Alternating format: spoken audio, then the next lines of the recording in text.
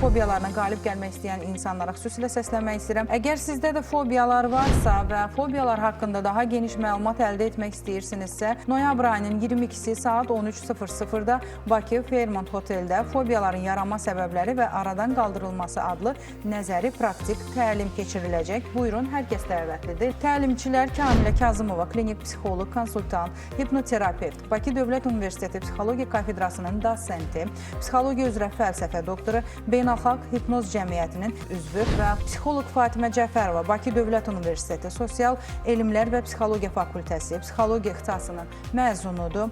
Təlimin sonunda sertifikatlar təqdim olunacaq. Təlimlər ödənişlidir. WhatsApp üzərindən də yazmaq istəyənlər varsa buyurun. 050 471 1044 055 487 84 84 əlaqə telefonudur. Müraciət eləyə bilərsiniz.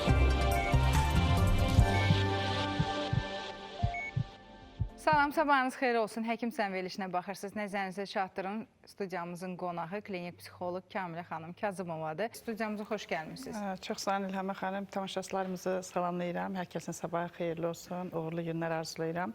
Çox təşəkkür edirəm sizə dəvət üçün. Mövzumuz da çox maraqlıdır. Yəni bilirəm ki, hər kəs üçün maraqlı olan bir mövzudur. Ümid edirəm ki, bugün bizim tamaşaçılarımızın hansısa suallarına burada cavab verə biləcək. Geniş şəkildə cavab verəcəksiniz. Əlbəttə ki, bilirsiniz, insan çöhrəsində bir təbəssüm yaranır. Əslində, psixoloq deyəndə ağlımıza başqa bir şey zamanında gəlirdi. Amma zaman keçdikcə biz bunu təbliğ elədik, insanlara başa saldıq, izahını verdik ki, psixoloq insanın dostudur.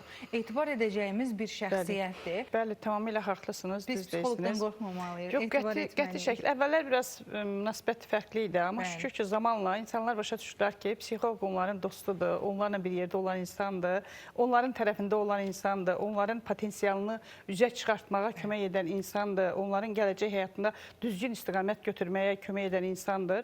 Təbii ki, biz heç vaxt qərar vermirik, amma sadəcə olaraq insana öz vəziyyətini anlatmağa çalışırıq ki, öz vəziyyəti hansı vəziyyətdədir? Bunu kömək edirik, o mənada kömək edirik. Təbii ki, psixoloq birinci növbədə özünün davranışıyla, insanlara münasibəti ilə, pozitivliyi ilə insanların qəlbinə toxunmalıdır. Yəni, onların sanki daxili aləminə varmağı bacarmalıdır. Yox, bunu bacarmayacaqsa, əgər müraciət edən insan ondan hansı bir pozitiv enerji almayacaqsa, bu mümkün deyil. Şəxsən mən onu deyirəm. İşləmlərdə yəqin ki, bilirlər ki, müraciət edən insanlar. Seansın sonunda deyirəm, davam yoxsa tamam, davam edirikmi, yoxsa bitiririkmi? Çünki ola bilər ki, insanın elmi, təhsili çox yüksək ola bilər, amma insanların bir enerji aspektdən də bir-birinə təsir. Bəli. Əgər o yaranmırsa, deməli ki, biraz çətin olacaq. Ona görə həmişə mən onu soruşuram və hər ikimizin enerjimiz üst-üstə düşürsə, alınırsa və biz davam edirik. Çünki onda problemi daha rahat həll etmək olur, nəinki çətinliklə həll etmək olur. Kamilə xanım, o qədər də asan deyil sosiallaşmaq. Həqiqətən, insanın inkişaf dövrü var. Harada yetişirsən, necə yetişirsən, necə inkişaf edirsən, o mühit sənə nə kimi mənfi müsbət təsirlərini göstərir. Eyni ilə gəlib sosiallaşanda bunun bağçası var, məktəbi var, ali təhsil ocağı var, işlədiyin yer var. Yenə də insanın necə dəngəsi pozulur. Bu və digər şikayətləri meydana çıxarır. İstər-istəməz həyatdır da. Keçən görüşlərimizdə biz fobiyalara toxunduq, növlərinə toxunduq. Bugün nə demək istəyirsiniz? Fobiya ümumiyyətlə nə kimi fəsadlar verir? Bu fəsadları aradan qaldırmaq istəyirsiniz? O müalicə taktikalarına da toxuna bilərik. Bəli ki, biz artıq bir neçə verilişdə çox sağ olun ki, bu mövzuya toxunursunuz. Oradan da çox aktualdır. İnsanlarda, əksər insanlarda özünü göstərir. Düzdür, statistikaya baxsaq, bəlkə görəcək ki, azdır. Amma mən adi ətrafda olanda... Bəli, çünki hər kəs müraciət etmir və hər kəs də çox fərqində deyil. Məsələ burasındadır. Fobiyanı adi bir hal kimi qəbul edirlər ki, nə olsun, mən də uşaqlıqda qaranlıqdan qorxurdum. Nə bilim, liftdə mən də minə bilmirdim və s. və ilaxır. Ona görə də çox vaxt bunu ciddi bir problem kimi qəbul etmədikləri üçün rəsmi statistika az olur. Amma insanlar arasında bu çoxdur və bunun da sizin çox gözəl qeyd etdiniz ki, hər kəsin yaşam tərzi var, ortamı var. Kimsə haradasa bu problemlə qarşılaşır və yaxud da keçici faktor ola bilər. Bəli, biz fobiyanın özündən danışdıq, simptomlarından, növlərindən. Və bugün mən istəyərdim ki, biz keçən verilişimizdə də bir balaca toxunduq ona, komorbid fobiyalar və ümumiyyətlə fobiyaların aradan qaldırılması. Çünki çox adam bu komorbid fobiyanı tam aydınlaşa bilmir. Başa düşə bilmir ki, bunda tutaq ki, fobiyadırmı, yoxsa depressiyadırmı? Fərzli panik atakdırmı, yoxsa fobiyadırmı? Məntiqi nəticəyə gələ Bəli, bilir. aydınlaşa bilmir ki, bu həm qorxur, həm də tutaq ki, onun vəziyyəti, əhvalı aşağıdır. Bu nədən irəli gəlir? Obsessiv kompulsiv pozuntudurmu, yoxsa fobiyadır? İkili gedən xəstəlikdir. İkincili diaqnozdur. Yəni, diaqnozun biri komorbid xüsusiyyətlərdə mütləq şəkildə fobiya olmalıdır. Hansısa bir tərəfində onun fobiya var, qeyd etdiyimiz kimi. Adətən dediyimiz kimi, sosial fobiyada %99 depressiya əlamətləri olur. Niyə olur? Çünki sosial fobiya bildiyimiz kimi artıq insanın cəmiyyət qarşısında, insanlar qarşısında özünü təsdiq edə bilməməsi, narahatçılığı, utancaqlığı, diqqətdən yayınması ki, ay mənə baxdılar və s. O komplekslərin yaranması və bundan irəli gələrək artıq mühitdən uzaqlaşma, insanlardan uzaqlaşma istər-istəməz burada fobiya əlamətləri, depressiv simptomlar özünü göstərməyə başlayır, özünü qiymətləndirmə düşür aşağı, əhval get-gedə azalmağa başlayır. Çünki depressiya nədir? İnsanın əhval-ruhiyyəsinin aşağı olması, insanda 2 həftədən artıq bilirik də, bunu xəstəliklərin beynəlxalq təsdiqatında da bu belədir ki, 2 həftədən də artıq davam edirsə, artıq insanda depressiyanın əlamətləri o depressiyadan xəbər verir. Yox, bugün mənim əhvalım yaxşı deyilsə, yox, mən bugün küçəyə çıxa bilmədimsə və yaxud da ki, insanlar qarşısında çıxış edə bilmədimsə, onu biz depressiya deyə bilmərik. Depressiyada da ən azından əsas əlamətlərdən özünü göstərməlidir ki, o da insanın qeyri-normal hesab edilən səviyyədə uzun müddət əhvalının enməsidir. Mənim əhvalım artıq normal vəziyyətdə deyil, deyirəm ki, heç yaxşı deyiləm, özümü yaxşı hiss etmirəm və bu bir müddət davam edir. Və görürsən ki, əvvəllər nədənsə hər şeydən zövq alırdın. Və sən zövq ala bilmirsən. Amma əsasında ola bilər ki, fobiya dayansın bunun. Ondan reali gəlib bu məsələ. Agorafobiya da ola bilər, sosial fobiya da ola bilər. Və sonra insan tamamilə hər şeydən uzaqlaşmaq istəyir, hər şeydən kənarlaşmaq istəyir, özünə qapanmağa başlayır. Yəni, başlayır depressiyanın əlamətləri artmağa və dediyimiz kimi bu da müddət davam edirsə, insan depressiv vəziyyətdə olur və eyni zamanda fobiyası var. Bir-birini şərtləndirirlər təbii ki, amma baxır birinci ola bilər hansı yaranıb, hansından sonrası ya birinci fobiya ya depressiya. Onun hansı bir əhəmiyyəti var mı? Bəli, bəli. Mən burada dediyim, bəli, o var. Mənim bir dəqiqə hal-hazırda bir tələbəm var. O yazır, demək var, obsessiv kompulsiv pozuntunun depressiya səbəbi. Var depressiv insanlarda obsessiv kompulsiv pozuntu. Bilirik ki, obsessiv kompulsiv pozuntu nədir? Obsessiyalar insanın ağlına gələn və qarşısını ala bilmədiyi fikirlərdir və o fikirləri güya ki, müvəqqəti olaraq rahatlaşmaq üçün, sakitləşmək üçün hər hansı istifadə edəcək kompulsiyalar, müəyyən hərəkətlər. Fərz edək, mənim ağlıma gəlir ki, əslində tutaq ki, təmizlik fobiyası. Bunu fobiya deyirik, həm də təmizlik obsessiv kompulsiv pozuntudadır. Tutaq ki, mənim ola bilər ki, bu obsessiv kompulsiv pozuntu fonunda, amma fobiya kimi mən çirklənərəm, qorxuram nədənsə. Stolun üstü təmiz olmaz, oraya mən nəyisə qoyaram, nəsə ola bilər. Amma ağlıma da gəlir həmçinin obsessiya kimi. Və mən başlayıram oranı bütün günü təmizləməyə, həmçinin də qorxu var bu tərəfdə. Fikir verirsiniz, artıq komorbid oldu. İkili xüsusiyyət yarandı burada. Bəzən insanlar onun fərqində olmur. Elə bilirlər ki, sadəcə obsessiv kompulsiv obsessiyadır, yəni bunlar və kompulsiyadır. Ona görə də belə olan halda da insanlarda narahatçılıq baş verir və bu da get-gedə, indi başqa ola bilər ki, obsessiv kompulsiv pozuntu başqa istiqamətdə də bunu da özünü göstərsin və bu depressiyaya yol açmağa başlayır. Ona görə də o insanlarda mütləq şəkildə hər hansı bir vəziyyətdə depressiya halları müşahidə olunur. İndi ola bilər ki, yüngül olsun, orta olsun, ağır olsun, o baxır hansı vəziyyətdədir və insan var ki, evdən çölə çıxa bilmir, tutaq ki, obsessiv kompulsiv fonunda və çıxaramsa çöldə başıma nəsə gələr düşüncəsi, agorafobiyanın obsessiya formasında. Gedərəmsə başıma nələrsə gələr və gələrsə mən evdən çıxmayayım. Ən yaxşı variant ki, evdən çıxmayacağım. Çünki o beyində gələn fikirlər ona imkan vermir getməyə. Yəni, görürsünüz, burada fərqli-fərqli, o qədər bir-birinə bənzəyən, klinikaları oxşayan xüsusiyyətlər var ki, bunları düzgün şəkildə aydınlaşdırmaq lazım ki, doğrudan da bu klinikada əsil bu obsessiyadırmı, yəni obsessiv kompulsiv pozuntudurmu, yoxsa burada başqa bir xüsusiyyət varmı, bu komorbidlik nədən yaranır? Amma biz fobiyadan danışırıq, bir tərəfində mütləq fobiyadır, bir tərəfində obsessiv kompulsiv pozuntu, bir tərəfində fobiya. Komorbidlər çoxdur. Biz burada, yəni bugünkü mövzumuz məhz fobiyalarla komorbid olan xüsusiyyətləri, başqa diaqnozu burada danışmaq istəyirəm ki, qarışdırmasın tamaşaçılarımız. düşünə bilərlər ki, komorbid xüsusiyyətlər, komorbid diaqnozlar özünüz də bilirsiniz ki, həddindən artıq çoxdur da, kişilik xüsusiyyətdə olan. Tibdə də istifadə edilir. Tibdə istifadə olunur. Patogenetik olaraq. Bəli, eynən. Sadəcə burada biz fobiyanın birlikdə gedən xəstəliklərdən danışırıq ki, onlar hansılardır? Məsələn, panik atak agorafobiyada daha çox olur. Küçə çıxaram, mənə panik gələr. Doğrudan da deyir ki, mən neyniyərəm orada, tək qalaram, heç kəs yoxdur, mənim vəziyyətim dəyişər. Burada hətta mən deyərdim ki, obsesiyalar da işə qarışa bilər. Bax, burada düz panik gəlməyi düşünürüksə, artıq burada başqa bir xüsusiyyət də qoşulur burada. İnsanın, ona görə deyirəm, vəziyyəti daha da ağırlaşa bilər də. Bir xüsusiyyətlə başlayır, əgər onun qarşısı alınmasa, bu tamamilə başqa bir tərəfə gedib çıxır. Gözəl vurğuladınız siz ki, əgər fobiyaların qarşısı alınmasa nə olar? Bax, fobiyaların qarşısı alınmasa, başqa xəstəliklərə yol aça bilər. Yəni, insanın, tutaq ki, məndə bugün fobiya var, sadəcə fobiya ilə başlamışam, hər hansı bir fobiya ilə. Sonra isə mən özümə qapanmağa başlayıram, tutaq sosial fobiyadır, özümə qapanmağa başlayıram, heç kəsdən görüşmürəm, heç yerə çıxmıram.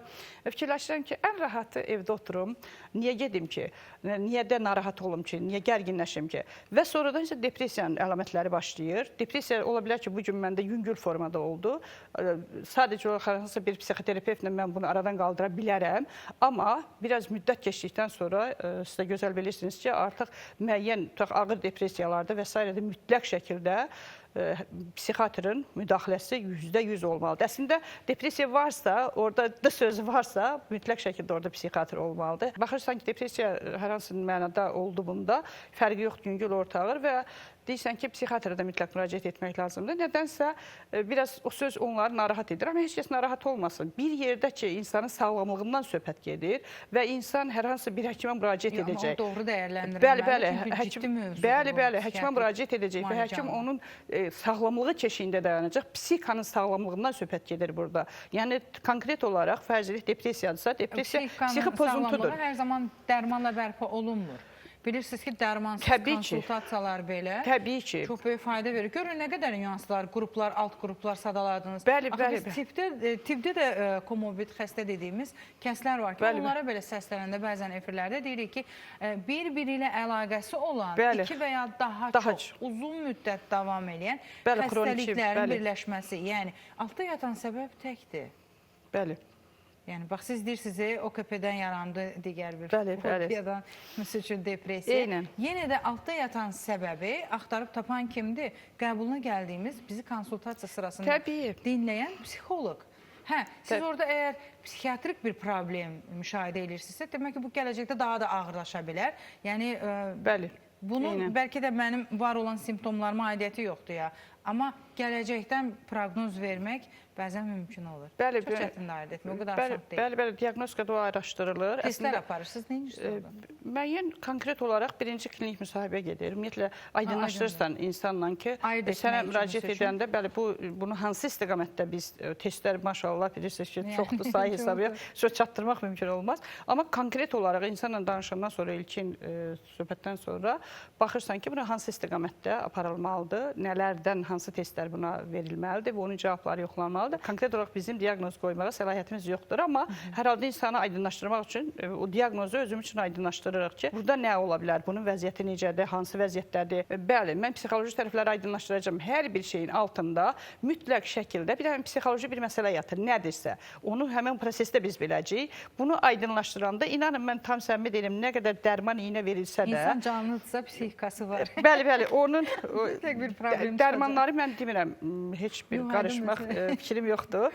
Həmin altında yatan ki, deyirsiniz, o problem çözülməsə, inanın ki, o dərmanlar müvəqqəti xarakter daşıyacaq. Mən həmişə insanlara bir şey deyirəm ki, bəli, mən həmişə deyirəm, bəli, mütləq şəkildə insanların münasibətlərini dəyişdirmək, insanların hadisələr necədirsə dərk etdirmək. Bəzən belə bir şey var ki, insan dərk edə bilmədiyi şey onun üçün dəhşətli gəlir. Və dərk edəndən sonra deyir ki, burada nə var imiş ki, mən bunu necə həll edə bilmirəmmiş. Buna görə də insanla oturub danışmaq, hazır ona belə deyək də, düsturu vermək lazım deyil. Qoy insan, məsələn, kognitiv davranış terapiyasında belədir, insan o düsturu özü tapmalıdır. Ümumiyyətlə, potensialın üzə çıxmağı dediyimiz də budur. Hipnoterapiyadır bu. Yox, bu hipnozda deyil, bu kognitiv, bəli, hipnozda da başqa deyəcəm indi. Bəli, hipnoz da çox maraqlıdır. Bu kognitiv davranış terapiyasındadır. Ümumiyyətlə, insanlarla işləyəndə mən çalışıram ki, onlar dərk etsinlər və həm də gələcəkdə heç kəsdən asılı olmasınlar. Mən deyirəm ki, autotrenikləri mən onlara öyrədirəm. Deyirəm ki, get özünüzün üzərinizdə aparın. Hətta bəziləri yarı ki, artıq mən yatıram, biraz edəndən deyirəm, yaxşıdır da, artıq hipnoza özünüzü hipnoz edirsiniz, nə istəyirsiniz? Yəni, özünüz özünə məşğul ola bilirsiniz. Hər kəs özü ilə məşğul ola bilirsə, konsultantdan, yəni müraciət etdiyi insan, sən asılı vəziyyətə salırsansa, mən bunu heç kəsə arzulamıram və mənə müraciət edən insanlar da bilir ki, mən asılılıq prinsipini sevmirəm. Qoy hər kəs özünün birinci növbədə psixoloq olmağı bacarsın. Bax, bizim əsl işimiz bundan ibarət olmalı ki, insanın tutaq fobiyadırmı, komorbid fobiyadırmı, nədirmi? Məsələn, özü-özündə gedən prosesi aydınlaşdıra bilmir. Onun üçün dəhşətli gəlir ki, axı məndə fobiyanı oxumuşam, bəzən də insanlar yarım-yarımçıq oxuyurlar, hər hansı o problemi düşən insanlar. Deyir ki, burada yazılıb ki, tutaq ki, mən başa düşə bilmirəm, məndə fobiyadırmı, yoxsa məndə obsessiv-kompulsiv pozuntudurmu, yoxsa məndə depressiyadırmı, panik atakdırmı? Axı, burada mən deyir, əlamətləri tamam başa düşə bilmirəm. Amma aydınlaşdıra bilmir ki, onda komorbid xüsusiyyətlər gedir. Aradan qaldırılması üçün yollar çoxdur. Təbii ki, fobiyaların. Elə yeri gəlmişəm, özümlə tamaşaçıları da tutub onu demək istəyirəm ki, narahat olmayın. Fobiyalar varsa, fobiyalar nə qədər ki, sayı çoxdursa, çoxlu da terapiya metodları var. Sadəcə olaraq hansı terapiya metodundan kim istifadə edirsə, düzgün mütəxəssis bundan məşğul olmalıdır. Biraz orada problem ola bilər ki, düzgün mütəxəssis seçilməyərsə, o terapiyanı düzgün aparmaya bilər. Yəni, necə ki, həkimlər iynəni səhv istifadə etsə, nələr ola bilər? Yəni, eyni bir şeydir. Çünki insan psixikası bir dənə səhv söz, inanın ki, o iynədən də bəlkə daha çətin ola bilər. Azdır bizi hipnoz eləyən, şuur altını hədəfləyən, azdır elə insanlar ətrafımızda. O qədər var. Yəni, azdır. Belə deyək də, əslində qəti şəkildə olmalı deyil. Çünki hər bir hipnozçu bunu bilir ki, etik normalar var. Yox, hipnozçu kimi yox, amma haradasa bir toxunuşları, bəli, manipulyasiya edən insanlar, bəli, təbii ki, var. Dost adı ilə. Hə, bəli, o manipulyasiyadır. Bəli, hər cür edənlər də var. Hipnoz eləyən, təsiri altına salan insanlar bəli, təəssüf ki, var belə insanlar. Biz hipnozla fobiyaları necə aradan qaldırırıq? Birinci hipnoz qısa deyim nədir? Hipnoz haqqında fərqli fikirlər var. İndi burada mövzumuz konkret hipnoz deyil. Mənə maraqlıdır danışın. Qismət ol, inşallah bir dəfə ona ayrıca mövzu kimi edərik. Bəli, müzakirə edərik. Sadəcə bugün qısa hərəsindən ki, heç olmasa bilinsin ki, hansı terapiya metodları var fobiyanın aradan qaldırılmasında. Hipnozun özü fərqli dediyim kimi fikirlər var. Suni yuxu da deyən var. Yuxu ilə oyanıqlıq arasında olan bir vəziyyət də deyən var. Nədir əslində? Doğrudan bu hipnoz deyəndə insan nə düşünür? Yəni, bəzən insanlara qəribə gəlir ki, mən dayanacam və mən yatacam. Bu necə olacaq da? Doğrudan da maraqlıdır. Niyə görə onun tam hipnozun yuxudan fərqi nədir? Adi yuxuda biz normal şəkildə yatırıq da, düzdürmü? Və biz heç kəsin əmirlərinə tabi olmuruq da. Mən yatanda kimsə gəlib məni başlayıb danışdırsa, mən danışmayacam axı. Mən danışaram. Yox, adətən danışmırıq da, İlham xanım. Bəlkə indi sizə təsir eləyəcəklər bilmirəm. Danışdırılır. Bəlkə o danışdır, amma hipnoz prosesində insanın tam, bax, həmin tutaq ki, fobiyadır. Mən aydınlaşdıra bilmirəm. Gəlirəm, soruşuram ki, hə, nəslinizdə varmı, bilmirəm, irsiyyətinizdədirmi, tutaq ki, anada varmı, atada varmı, fərzli hər hansı bir fobiyası var. İt fobiyası, pişik fobiyası, nə bilim, lift fobiyası, hündürlük fobiyası, dəniz fobiyası, fərqi yoxdur, fobiyaların sayı hesabı yoxdur, bildiyiniz kimi. Soruşursan və insan deyir ki, bilmirəm. Onda başlayırsan, regresiv hipnoterapiya var, regresiv hipnoz var. Bunu yaşlarla geriyə gəlirsən. Fərz edək ki, insanın var 25 yaşı, 24, 23, 22, 21. Xatırlayır mı o? Yəni, bəli, artıq o hipnoz vəziyyətində olur da. Nə qədər vaxt aparır o? Baxır insana da, adətən yəni 15-20 dəqiqədə ola bilər, 1 saat da ola bilər, yarım saat da ola bilər. Məsələn, 20-ci ildə o dediyim fobiya yaranıbsa, 5 il öncəsində gedəcəksiniz. Getməliyik. Yəni, ona görə deyim, insanın neçə yaşı var. Tutaq ki, var insan var idi ki, xanımın 55 yaşı var idi, fobiyası var idi. Biz gəldik, çıxdıq 4 yaşa. Bunu artıq bir aşağısı bir saata qədər vaxt gedir, yarım saatdan çox vaxt gedir də. Baxır da necə gedir o prosesdə. Nə qədər maraqlı gəlir. Yəni, tamaşaçılar. Mən bunu xüsusilə çəkib verəcəm. Çox maraqlı ki, o sırada, yəni düzdür, indi mənbəni tapmağa çalışırsınız. Hədə, bəli, mənbə nədir də, görək harada olub. Nə araşdırılır? Araşdırır ki, 4 yaş, 9 aylıq bəlkə də özü də işdir və o pişikdən qorxub, dedi, uşaq idim və kənarda dayanmışdı pişik. Halbuki ki, Bunu realda... yatmış vəziyyətdə Yox, deyil. bəli, yatmış vəziyyətdə. Real vəziyyətdə deyir ki, mən xatırlamıram, bilmirəm də. Ümumiyyətlə, mən pişikdən niyə qorxuram da? Amma illərcə, təsəvvür edin, 55 yaşacan insan gəlib və pişik fobiyası ilə yaşayıb. Və bilmir ki, nədəndir də, hardandır. Və məlum oldu ki, həmin o yaşda hansısa gedibmiş qonaq rayonların birinə və orada axşamüstü deyir, özü deyir, qara pişikdir və mənə baxır və ondan onda qorxu yaranıbdır. Və o qorxu ilə də davam edib və təbii ki, o da... 4 yaşına qədər getmişdik ki, qara pişiyi görək. Yəqin ki, 4 yaş 9 ay, bəli. Çox maraqlı. Sonra da bir ömür boyu yaşayıb bu pişik fobiyası ilə. Artıq indi şükür Allaha yaşamır ondan. Mən bilsiz nəyi dəqiq bilmək Bəli. istəyirəm. Həqiqətən də deyirəm, sizinlə təbəssüm yaratmadan çox əhvalım yüksəlib, psixoloğum. Bu əslində mənim üçün də bir terapiyadır. Düşünürəm ki, tamaşaçılar da həzz alır, ləzzət alır.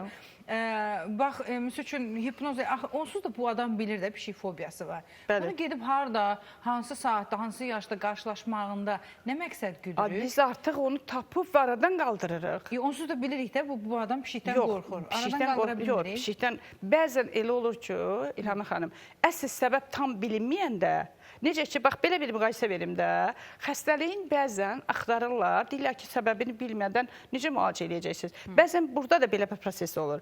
Mən həmişə belə bir müqayisə verirəm ki, haradasa beyində hansı hissədəsə gizlənib, sanki o hüceyrənin altında bax, belə bir müqayisə kimi öz təsəvvürümdə yaradıram da, belə deyək, insanla işləyəndə. Bəzən deyirəm ki, yəqin ki, ora hələ tam düşmür o təsirlər, o gizlənmiş vəziyyətdə.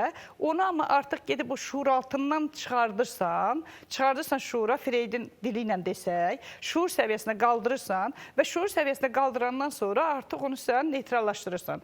Tam olaraq bitdi. Ya katarsis vəziyyətində bəzi məsələlər o katarsis vəziyyət yaradır, sonra biraz öncə qeyd etdiniz, emosional belə təzədən yaşayır onu, belə qəşəng-qəşəng, ya da bu vəziyyətdə sonra isə onu təlqin edirsə, artıq bildin ki, odur.